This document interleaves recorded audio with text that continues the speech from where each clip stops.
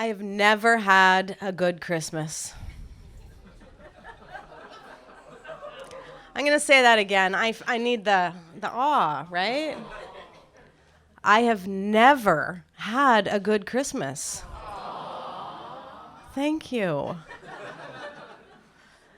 It started when I was very young, a baby. I was parented by a single mother, and she had to work full time. It was often that I would spend Christmas Eve with a babysitter or the neighbors. This didn't bother me because I was a baby, but I'm sure it broke my mom's heart. One Christmas, she got off work, and she thought she would do it up really good for us. And it's hard when it's a family of two. It doesn't feel like a family. It feels more like just two friends living together. And she wanted to make it feel like a family. So she cut down a tree, and she brought it into the trailer, and she set it up. And she even had presents for herself that year because, remember, she's a single mom. And so I'm 3. I'm not buying her presents. She doesn't have anyone to buy her presents, but she got presents from her mother and from her sister from Ontario, and she had them placed under the tree, and she said, these are your presents, and these are my presents, and at Christmas morning, we're going to open them together. So she went out to feed the chickens, and I slammed the door shut, and I locked her outside, and I walked over to her presents, and she looked in through the window as I slowly opened every single one of her gifts. A dish towel, not interesting. A new hand blender, that's not a toy. And I looked at my mom as she stood at the window crying as I ruined yet another Christmas. And then she had my brother. And things actually got harder at Christmas because there was another mouth to feed. And I remember there was a knock on the door one Christmas Eve, and we opened the door and there was no one there. And we looked down and there was this huge box of food on our doorstep. We had just started going to a church, and the pastor thought that we were in need of Kraft dinner and Campbell's soup. I thought this was exciting, but my mother was furious. She packed us both in the car and took the big box, put it in the trunk, drove it to the pastor's house, dropped it off, and wrote a note. I have a full-time job. Give the charity to someone who needs it. And then my dad came home for Christmas one year, and he had his own pain and struggles with the Christmas season. And he couldn't keep them to himself, and he yelled and he screamed one Christmas night, and he decided he wanted to sleep in his car. He didn't want to be with us. And I remember waking up Christmas morning, I was about 9, looking out the picture window, the snow falling on his Toyota Camry, his shape lying down inside. And I remember thinking, this is a memory.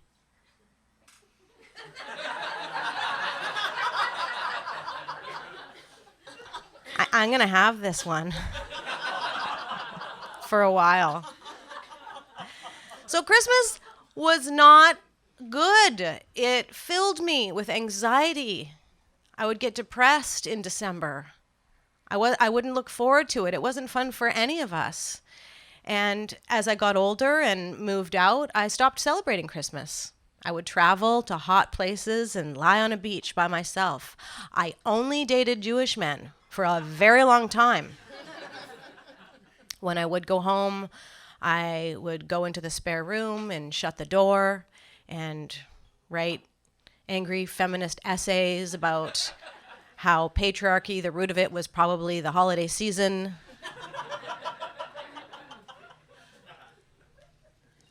And then something changed. I fell in love for the first time with a man who loves Christmas. He brings out Christmas CDs in November.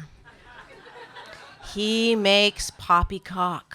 He makes elaborate gingerbread houses. He makes the Christmas cake, horrible, disgusting, the cake that takes a year to ferment in rotten cheesecloth.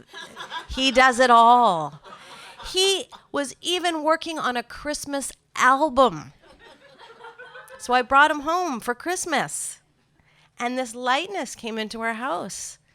And Mom and my brother and my boyfriend, Christy, and I were in the kitchen together and eating meals together and having fun. And we played this board game, and he took us for a drive around town, and there's lights, and you can see the Christmas lights. People love this stuff. It's all over. Celebration. It was amazing to us, to our little family. There was so much joy. And my mom started to act really weird. She'd say, "Oh, Christy, where should I put the milk?" And he'd say, "I don't know, Jude. Where would you normally put the milk?" And she said, "Oh, I don't know. Where would you put it?" "Well, Jude, I'd put the milk in the fridge." "Oh, what a good idea." This feminist, powerful, single mom started to kind of soften. "Christy, I can't work the remote control. Where's the volume button? I think it's the green arrow, Jude." "Oh, you're so smart." They watched This Hour is 22 Minutes together. They watched hockey together. And on Christmas Eve, we went to a Christmas service, and my mother and I stood on either side of my boyfriend as he sang "Oh Holy Night," and she leaned in behind and said, "You've got to keep this guy." I said, "I know, I'm trying." We went home that night, and he made us a big, beautiful meal, and we ate it, and we were cleaning up, and my mother started to feel a bit sick, a bit nauseous, and he said, "Well, Jude, there's one Christmas tradition that I haven't shared with you yet, and it's my special Christmas cookies with my special Christmas spice, and it helps nausea. So maybe it would help. Maybe you want to try some." And my mother is close to 70 at this point. And she said, "Okay, Christy, whatever you say." So we whipped up a batch of special Christmas cookies with special Christmas spice, and my brother and my mother and I and my boyfriend each had a cookie. And I decided it was time to scrub the kitchen with a toothbrush. And my brother decided it was time to eat a liter of ice cream. And my mother and Christy went downstairs to get more Christmas ornaments for the tree. They went downstairs and they were going through boxes, and I could hear them, and they were giggling, and they went further and deeper than just the Christmas ornaments. They started getting into the really old stuff that's in the basement, and he pulled out this old chair, and she said, "Oh, that chair is made with no nails. My great-grandpa made it." And he was really impressed with that. "How do you make a chair with no nails?" And then she pulled out a piece of lace, and she told him about her grandmother who made the lace. And I was sitting at the top of the stairs listening to all these things about my mother that I had never thought to ask. She pulled out picture albums, and she was showing him who this person was, and this was a friend that she wrote a letter to, and she never got the letter back. And this was her first dog that her father ran over with a car. And all these beautiful memories that I had no awareness of.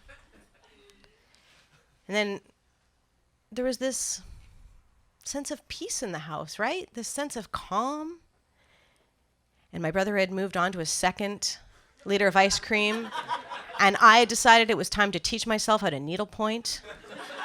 And I was working with, I was trying to freehand my dog, like the face of my dog, needlepointing. And I was listening to these howls come from the basement of my mother, just laughing and cackling, and I realized, oh, okay, I get it. This is what's going on, right? So I yelled downstairs, "Mom, how are you doing? How are you feeling with the Christmas cookies?" And she said to me, she yelled right back up, "I don't know what you're talking about Christmas cookies, but I sure feel the Christmas spirit." And that's what it was. The Christmas spirit had visited our house for the first time in my whole life. And now I have a husband.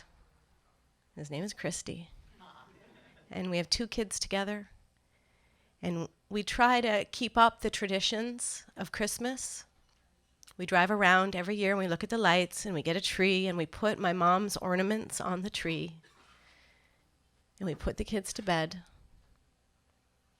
And then Christy bakes up his special Christmas cookies with a special Christmas spice. And you know, I feel happy and I feel really, really sad. I feel the both at the same time because it's not just the bad memories I miss now, it's the good memories too. And Christy and I sit down on the couch and we go through the photo album and we look at pictures of my mom and we look at the friend that she had that she never talks to anymore. And we look at the piece of lace that her grandmother made. And we laugh together about that time that my mom got high on the Christmas spirit. Thank you.